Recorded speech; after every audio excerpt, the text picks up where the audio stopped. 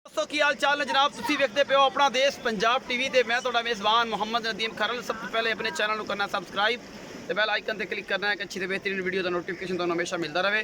मेरे एक बड़े अच्छे और प्यारे दोस्त ने जनाब, उन्होंने जनाब ये छोटियाँ परसों में भाई असगर दियाँ पाइयां सन, ये जनाब सेल हो गई ने अल्लाह के रसूल दे ये जनाब सपोर्ट असें करन लगे हैं। ये जनाब गुजरात तो अगे कि फालिया मे भी छोटा जहा शहर है, उस तो भी अगे कोई छोटी आबादी है, उत्थे जांदियां ने या गुजरात जांदियां मे भी, लेकिन वो कंफर्म होने मैं कराँगा कि भेजने कितने ने।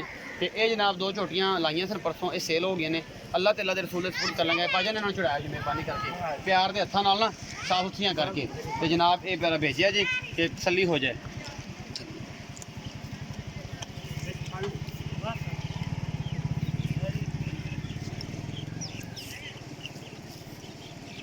ये की दिता है आखी खा दिया ना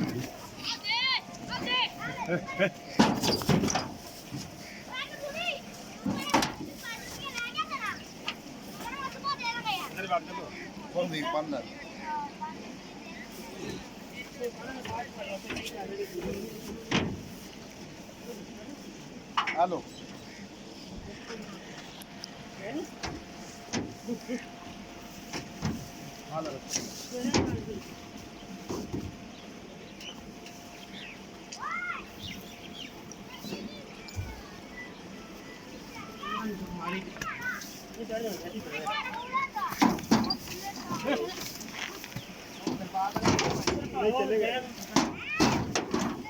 जी तो मेरी गल हुई